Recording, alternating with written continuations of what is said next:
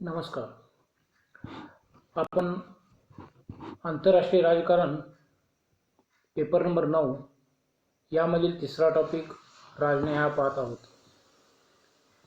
यापूर्वी आपण राजनयाचे अर्थ आणि राजनयाचे प्रकार यामध्ये जुना राजनय आणि नवा राजनय त्याचे स्वरूप आणि वैशिष्ट्ये यासंबंधीचा भाग पाहिलेला आहे. यानंतर राजनयाचा पुढील प्रकार येतो तो म्हणजे गुप्त राजनय आणि खुला राजनय.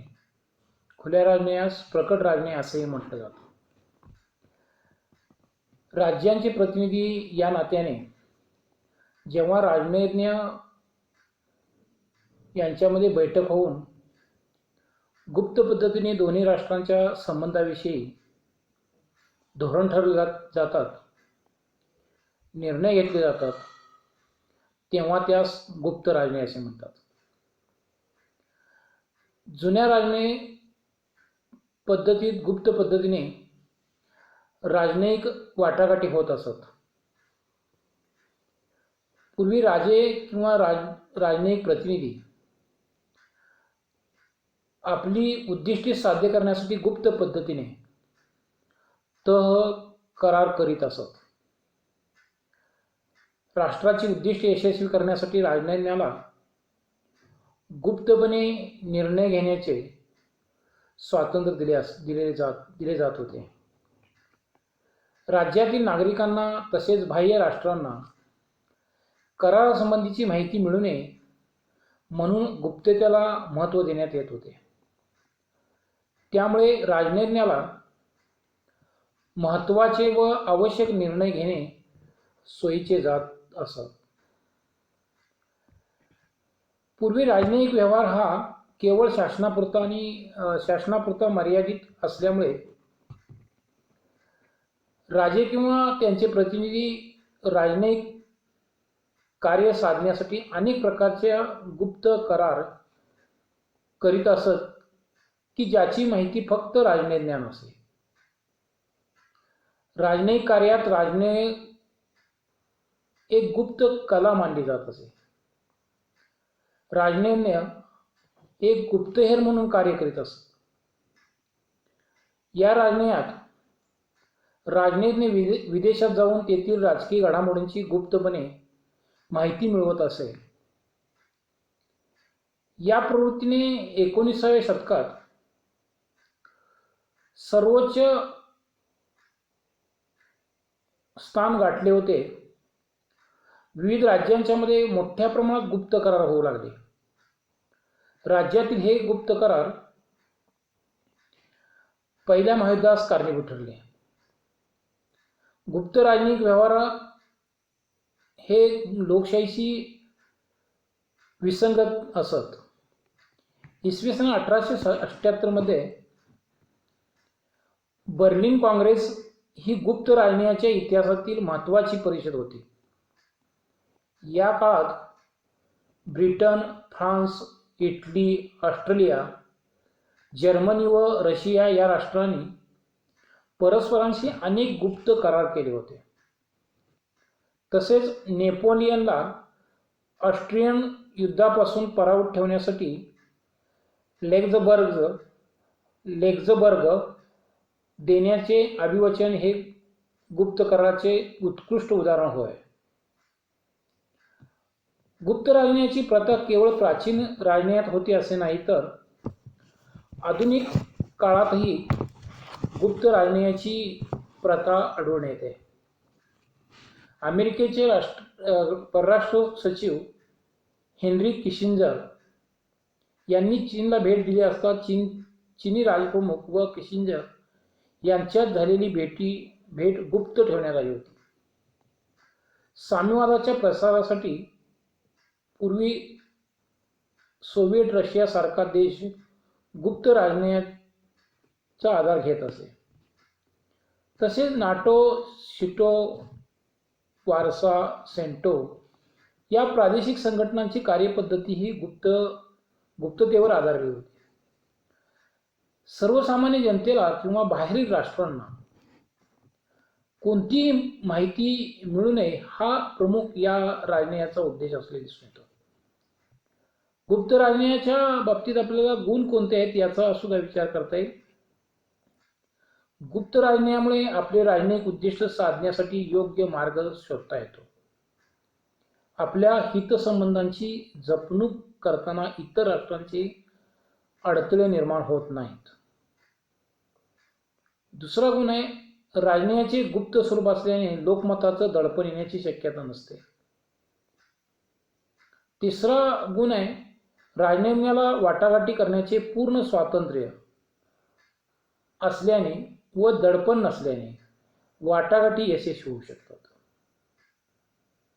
गुप्त राजनयात राजनैन्याच्या कुशलतेला पूर्णपणे वाव असतो.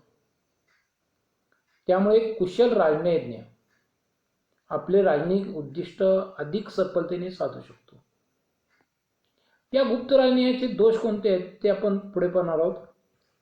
गुप्त राजनयात राजनैतिक व्यवहारापासून लोकांना अंधारात ठेवले जाते, परंतु त्याचे अनिष्ट परिणाम मात्र लोकांना भोगावे लागतात. दुसरा मुद्दा येतो तो म्हणजे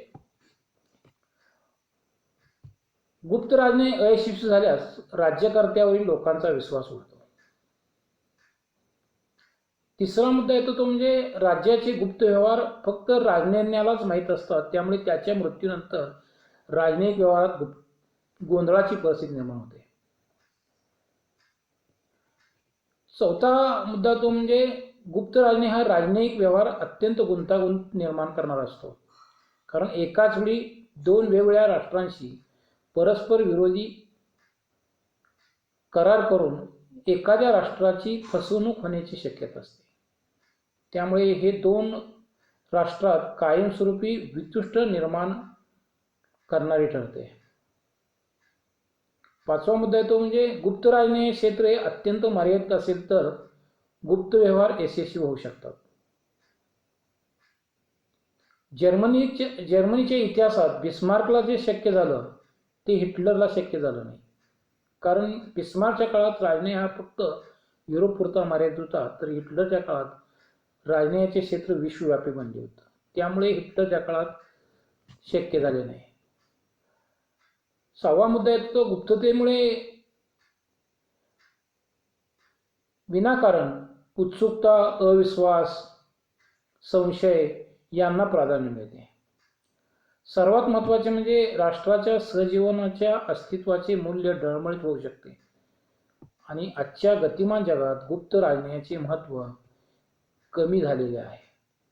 त्यामुळे आज खुल्या किंवा प्रकट राजनयाला महत्त्व प्राप्त झाले आहे. आपल्या याच्यामध्ये खुला राजनय हा एक प्रकार आहे, त्याच्या संबंधी आपण माहिती घेतोय. प्रकट किंवा खुला राजनय म्हणजे दोन राष्ट्रातील राष्ट्रप्रमुखांची राजनैन्यांची उघडपणे परिषद बैठक होऊन निर्णय घेणे होय. राजनैतिक प्रक्रियेत जे करार, तह, निर्णय होतात त्यांची माहिती राष्ट्रातील सर्व नागरिकांना, विरोधी राजकीय पक्षांना होणे होय. पूर्वी गुप्त पद्धतीने राजनैतिक मार्ग स्वीकारला जात असे. आधुनिक काळात विशेषतः लोकशाही राष्ट्रात राजनयाचा मार्ग खुला करण्यात आला आहे. जनतेला विश्वासात घेऊन राजनैतिक वाटाघाटी होऊन निर्णय घेतले जातात. त्यामुळे राजकीय करार, निर्णय, ठराव याबाबतीत जनतेच्या मनात संशय संभ्रम राहत नाही. पहिल्या महायुद्धानंतर अमेरिकेचे राष्ट्राध्यक्ष वुड्रो विल्सन यांनी खुल्या राजनयाचे जगाला आवाहन केले. अनेक प्रकारचे गुप्त करार, गुप्त मसलती, परस्पर विरोधी भूमिका, त्यामुळे जगात अविश्वासाचे वातावरण निर्माण होऊन त्यातून पहिले महायुद्ध उद्भवले. ही परिस्थिती निर्माण होऊ नये म्हणून राजनय हा खुला असावा, त्यात गुप्तता, कुटिलता, परस्पर संदिग्धता नसावी, ही खुल्या राजनयाची भूमिका मानली जाते. आपले प्रश्न परिषदा, संमेलने, लोकशाही इत्यादी मार्गाने व लोकांच्या इच्छेनुसार सोडवावेत असे त्यांनी प्रतिपादन केले. प्रकट राजने प्रणालीची सुरुवात होता जगात क्रांतिकारक घटना घडल्या. इसवी सन 1917 मध्ये लेनिनकडून 17 मध्ये रशियामध्ये साम्यवादी क्रांती झाली. त्यामध्ये झारशाहीचा अंत होऊन साम्यवादी रशियाची सूत्रे लेनिनकडे आली. लेनिनने झारशाहीच्या काळात ज्या गुप्त करार किंवा संधी करण्यात आल्या होत्या त्या संधी प्रकाशित केल्या. त्यामुळे राजनैतिक व्यवहारामध्ये गोपनीय स्वरूपाला जबरदस्त धक्के बसले. जगातील ज्या देशात लोकशाही शासन पद्धतीचा स्वीकार करण्यात आला त्या देशांनी गुप्त राजनयाला तिलांजली देऊन प्रकट किंवा खुल्या राजनयाचा स्वीकार केला. गुप्त राजनयाऐवजी प्रकट राजनय ही 20व्या शतकातील परिस्थितीची देणगी आहे. प्रकट राजनय आधुनिक लोकशाही काळात महत्त्वाचे मानले जाते. यामध्ये काही अडचणी आहेत त्या पुढील प्रमाणे. पहिला अडचण आहे ती म्हणजे अधिक प्रसिद्धीची हवा. प्रकट राजनयामध्ये जगातील राष्ट्रे आपल्या आंतरराष्ट्रीय प्रश्न सोडविण्यास एकत्र येत असली व त्यात खुली चर्चा करीत असली तरी प्रश्न सुटला पाहिजे ही भावना न ठेवता केवळ त्या प्रश्नांना अधिक प्रसिद्धी देणं व आपला प्रभाव इतरांवर टाकणं हा मूळ हेतू त्यामागचा असतो. दुसरा मुद्दा येतो तो म्हणजे राष्ट्रहिताला घातक. प्रकट राजनयात लोकांना राजनैतिक व्यवहारांची माहिती देणं, त्यांचे मत आजमावणं ही गोष्ट प्राधान्याने मानली जाते. पण राष्ट्राचे असे अनेक गुपिते असतात की जी प्रकट करणं राष्ट्रहिताला घातक असतात. तसेच परिषदात होणाऱ्या चर्चा यासुद्धा अनेक वेळा गुप्त ठेवाव्या लागतात, कारण त्याचे परिणाम राष्ट्रीय भावना व लोकमतात विकृत निर्माण होऊ शकतात असं आपल्याला दिसून येतं. चौथं जे अडचण किंवा समस्या आहे ती म्हणजे लोकमताची दडपण. राजनैतिकांना लोकमताची सतत भीती व राजकीय व्यवहारावर सतत जागृती बाळगावी लागते. देशाच्या विदेशी नीतीशी राजनैतिक व्यवहाराचे संतुलन घडवून आणावे लागते. त्यात भिन्नता निर्माण झाली तर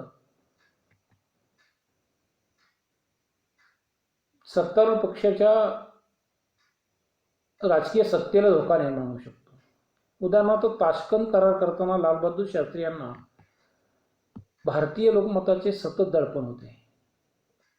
त्यामध्ये त्यांचा मृत्यू झाला असावा असे कारण सांगितले जाते. चौथी जी अडचण किंवा समस्या आहे ती म्हणजे संधी प्रामाणिकपणे अंमलात न आणणे. प्रकट राजनयात राज्य संधी व तह करार उघडपणे एकत्र येऊन करून त्यावर स्वाक्षरी करीत असले तरी प्रामाणिकपणे त्याची अंमलबजावणी करताना आढळून येत नाहीत. उदाहरणार्थ इसवी सन 1928 मध्ये पॅरिस संधीवर सर्व राज्यांनी स्वाक्षरी केली व पुढे युद्धे होणार नाहीत याची घोषणा केली, परंतु प्रत्यक्षात या संधीचे किंवा कराराचे पालन झालं नाही असं आपल्याला दिसून येतं. पाचवी अडचण आहे ती म्हणजे राजकीय प्रक्रियेची लोकांना माहिती नसते.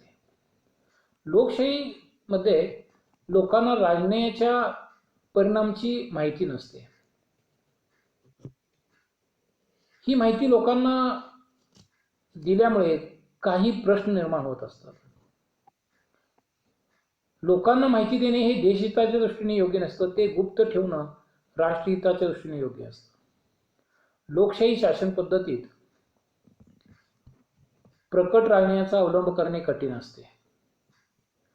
राजनैतिक चर्चा सर्वाक्षमिक्ष खुल्या पद्धतीने करणे शक्य नसते. त्यामध्ये विशेषतः सामान्य जनतेला आवडही नसते.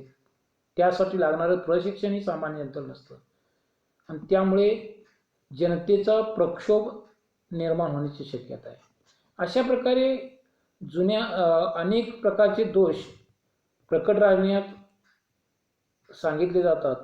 प्रकट राजनय पद्धत जरी आंतरराष्ट्रीय परिषदांनी संमेलने होत असली तरी त्याला प्रसिद्धी देताना आवश्यक प्रश्नाबाबत गुप्तता पाळणे आवश्यक आहे असं आपल्याला म्हणता येईल. अशा प्रकारे आपण गुप्त राजनय आणि खुला राजनय याची माहिती घेतली आहे. तिसरा जो प्रकार येतो तो म्हणजे लोकतांत्रिक राजनय आणि हुकुमशाही राजनय. लोकशाही राजनय आणि हुकुमशाही राजनय यामध्ये पहिला मुद्दा आपण त्यामध्ये घेतोय की लोकशाही राजनय. लोकशाही राजनयाची खरी सुरुवात 17व्या शतकात झालेली दिसून येते, परंतु ते ब्रिटन पुरतेच मर्यादित होते. लोकतांत्रिक सिद्धांताची पालन करण्याची घोषणा अमेरिका व फ्रान्सच्या राज्यक्रांतीने झाली. ब्रिटन ही लोकशाही ज्यांनी मानली जाते. लोकतांत्रिक राजनय अधिक मुक्त आणि अधिक लोकाभिमुख असतो. 20व्या शतकात लोकतांत्रिक राजनयाचे युग आहे. कोणत्याही देशाने परराष्ट्र धोरण, तह, करार इत्यादी गुप्त न ठेवता उघड करावेत असे अमेरिकेचे राष्ट्राध्यक्ष वुड्रो विल्सन यांनी म्हटले होते. युद्ध काळात युद्धानंतरही ब्रिटन, फ्रान्स, अमेरिका, भारत इत्यादी देशांनी लोकतांत्रिक राजनय पद्धतीचा स्वीकार केला आहे. या राजनयाची काही वैशिष्ट्ये पुढीलप्रमाणे. पहिलं वैशिष्ट्य आहे ते म्हणजे जे राजनैतिक व्यवहार होतात त्यामध्ये जी चर्चा, वाटाघाटी होतात त्याचे प्रकटीकरण करणे. लोकतांत्रिक राजनयात परराष्ट्र संबंधविषयक प्रश्न शांततेच्या मार्गाने, वाटाघाटीच्या मार्गाने चर्चा करून सोडवले जातात. 2 महायुद्धाचा अनुभवामुळे सर्व राष्ट्रांना युद्धाचे दुष्परिणाम समजून आलेले आहेत.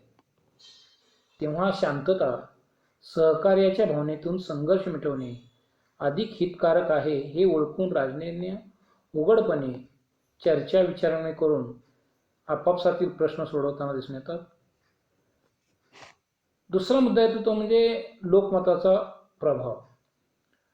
लोकतांत्रिक राजनयावर लोकमताचा नेहमीच प्रभाव पडत असतो.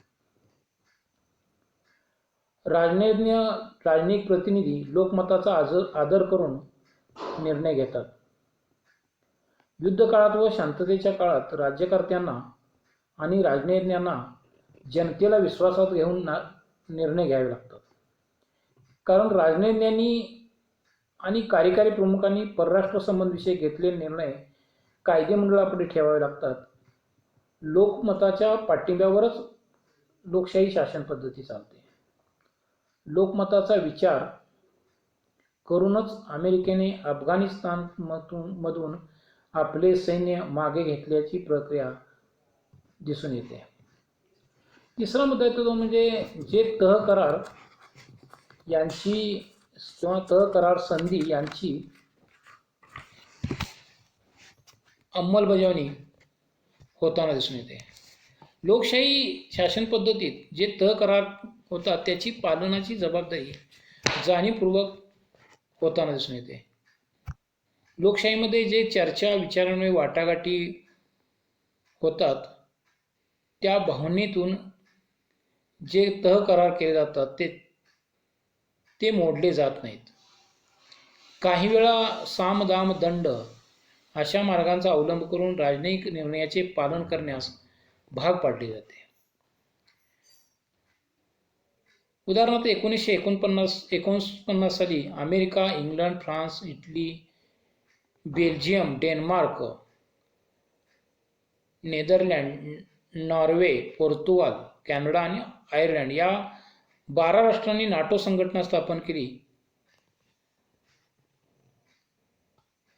पुढे ग्रीस, तुर्कस्तान, पश्चिम जर्मनी ही राष्ट्रे त्यामध्ये सहभागी झाली. स्वातंत्र्य, मानवता, कायद्याचे राज्य, व्यक्ती स्वातंत्र्य, संस्कृती या तत्वाशी ही राष्ट्रे बांधील होती. म्हणजेच लोकशाही राष्ट्रामध्ये जे राजनैतिक व्यवहार होतात त्याचे पालनाची जबाबदारी त्या राष्ट्रांच्या वरती राहते. कारण राजनैतिक प्रतिनिधींच्या वरती लोकमताचा प्रभाव असल्याचे दिसून येते.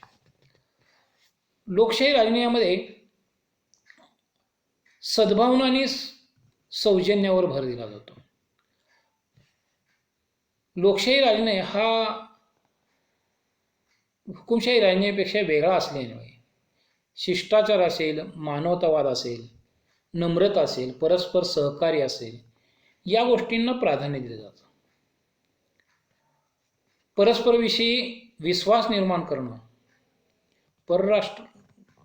विश्वास निर्माण करून परराष्ट्र धोरणाची अंमलबजावणी करणं किंवा आखणी करणं, या राजनयात नेहमी युद्ध टाळण्यावरती लक्ष केंद्रित केलं जातं. युद्धाने सर्व प्रश्न सुटतात अशी भावना या राजनयाची नसते. इतर राष्ट्रांच्या बरोबर राजनयिक व्यवहार करत असताना नम्रतापूर्वक भाषेचा प्रयोग केला जातो. शिष्टाचारपूर्ण वर्तन केलं जातं. शिष्टाचार आणि सद्भावनेच्या कृतीतून देशादेशातील मैत्री वाढताना दिसून येते. राष्ट्रप्रमुखामध्ये व्यक्तिगत मैत्रीपूर्ण संबंध निर्माण होतात. हे लोकशाही राजनयाचे वैशिष्ट्य आपल्याला सांगता येईल. या राजनयाच्या काही दोष असले दिसून येतात. पहिला दोष आहे तो म्हणजे गांभीर्य नसतं. हा राजनय लोकतांत्रिक पद्धतीवर अवलंबून असल्याने लोकतांत्रिक राजनयात सार्वभौम हा जनतेप्रती उत्तरदायी नसतो. तसेच जनतासुद्धा कोणत्याही प्रश्नावर जबाबदारीने तसेच संपूर्ण विचारानंतर विचार व्यक्त करीत नाही. जनतेचे अज्ञान हा दुसरा दोष आहे की सामान्य जनतेला राजनयिक व्यवहाराचे ज्ञान नसतं. सामान्य जनतेला विविध प्रश्नांची संपूर्ण माहिती नसते. त्यामुळे योग्य निर्णय घेता येत नाहीत. सामान्य नागरिक हे परराष्ट्रातील घडामोडी संबंधी पूर्णपणे अज्ञानी असतात. यामुळे निर्णय घेताना अनेक वेळा निर्णय चुकण्याची शक्यता असते.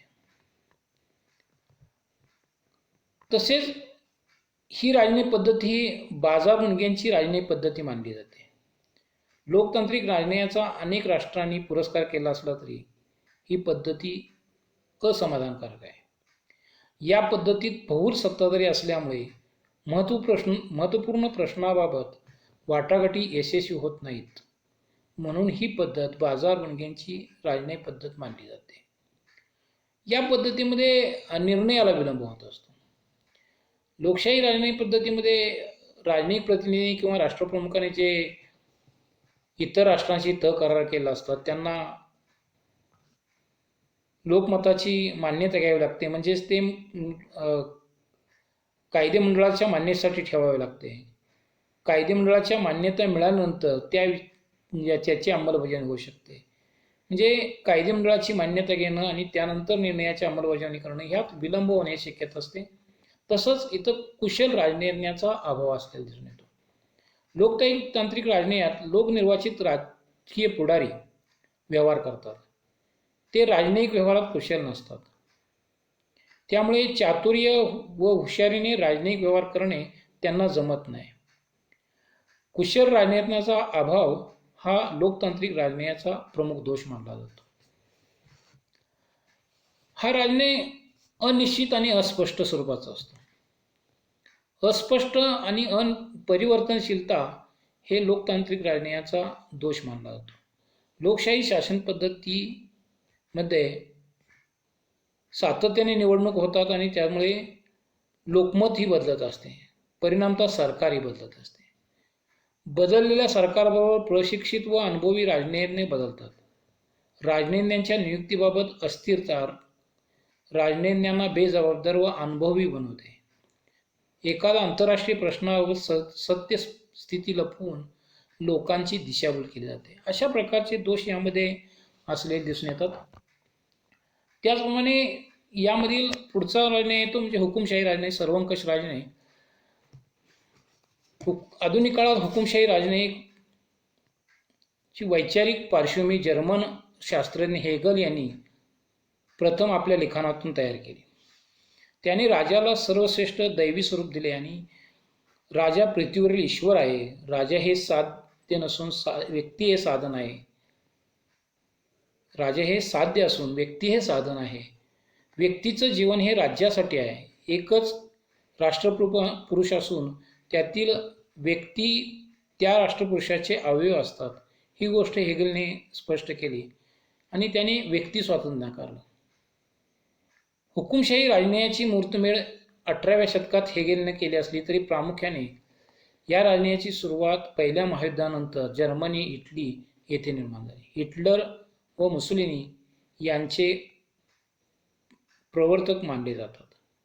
सर्वंकष किंवा हुकुमशाही राजन्यायी पद्धतीमध्ये निष्ठा असणाऱ्या Germany, Italy, Russia, Japan, Austria, Hungary, Spain इत्यादी देशांमध्ये हुकुमशाही राजन्याय निर्माण झाला. मुसोलिनी म्हणतो की 19व्या शतकात समाजवाद, उदारमतवाद व प्रजातंत्रवाद होते, तर 20व्या शतकात सत्तावाद, सामुदायिकवाद, सर्वंकषवाद राहणार आहे. हा राजन्याय दिशाभूल करणारा, खोटा प्रचार करणारा, असत्य कथनावर आधारित असून नैतिक मूल्यांना पूर्णपणे हरताळ फासणारा आहे. हा राजन्याय एक पक्ष, एक विचार, एक नेता या तत्वावर हुकुमशाही कार्य करताना दिसून येतो. हुकुमशाही मार्गाने देशाचे प्रश्न सुटतात यावर प्रस्तुत राष्ट्राच्या नेत्यांचा विश्वास असतो. या राजन्यायाची काही वैशिष्ट्ये आहेत. बुद्धीपेक्षा मानवी भावनांना महत्त्व. हुकुमशाही राजन्याय बुद्धीपेक्षा मानवी भावनांना उद्दीपित करून अधिक लक्ष देतो. इटलीमध्ये फॅशिझमचा, जर्मनीत नाझिझमचा प्रसार बौद्धिक पातळीवरून झाला नाही. लोकांच्या भावनांना चेतावणी देऊन त्यांच्याकडून आपले उद्दिष्ट साध्य करून घेण्याचा प्रयत्न हिटलर व मुसोलिनी केला. बुद्धिवादापेक्षा भावनावादास प्राधान्य देणे हे हुकुमशाही राजन्यायाचे वैशिष्ट्य आहे. दुसरा, व्यक्ती स्वातंत्र्याला विरोध. हा राजन्याय व्यक्ती स्वातंत्र्याला विरोध करताना दिसून येतो. फॅशिझम, नाझिझमच्या व्यक्ती स्वातंत्र्याच्या संकल्पनेवर विश्वास नव्हता. राजकीय विरोध मान्य नसतो. प्रत्येक व्यक्तीने नेत्यांच्या आज्ञा निमूटपणे पालन केले पाहिजे असा या राजन्यायाचा दंडक आहे. तिसरा मुद्दा येतो तो म्हणजे हुकुमशाही स्वरूपाचे राज्य. एका व्यक्तीच्या हाती किंवा एका राजकीय गटाच्या हाती राज्याची सत्ता सोपवून तिच्या आदेशानुसार सर्वांनी वर्तन करावे हा हुकुमशाही राजन्यायाचा दंडक असतो. प्रसारमाध्यमे राज्याच्या मालकीची असतात. सत्ताधारी पक्षाशिवाय इतर पक्षांना बंदी घातली जाते. म्हणजेच या प्रकारचे राजन्याय हुकुमशाही प्रवृत्तीचे असे दिसून येतात. यामध्ये सुडाची भावना असते. हुकुमशाही राजन्याय हा सुडाच्या आणि द्वेषाच्या भावनेवर आधारित असतो. सद्भावना, सामंजस्य या गोष्टींना इथं महत्त्व नसतो. तसंच लोकशाहीच्या विरोधी स्वातंत्र्य, समता, बंधुता या लोकशाही तत्वांना या राजन्यायात हरताळ फासला जातो. त्याचप्रमाणे युद्धावरती अधिक भर दिला जातो. हुकुमशाही राजन्याय लष्करी शक्ती, युद्ध यांना महत्त्व देताना दिसून येतो. युद्ध हे राज्याचे टॉनिक आहे. माता होणे हे जसे स्त्रीचं कर्तव्य आहे तसंच युद्ध करणे हे राज्याचे कर्तव्य असं मुसोलिनीचं मत होतं. आणि या राजन्यायामध्ये राजनैतिक व्यवहार गुप्त पद्धतीने केले जातात. त्यामुळे गुप्तता हे या राजन्यायाचे एक वैशिष्ट्य मानलं जातं. अशा प्रकारे आपल्याला लोकशाही राजन्याय आणि हुकुमशाही राजन्याय यांचे थोडक्यात माहिती आपल्याला घेता येईल. थँक्यू.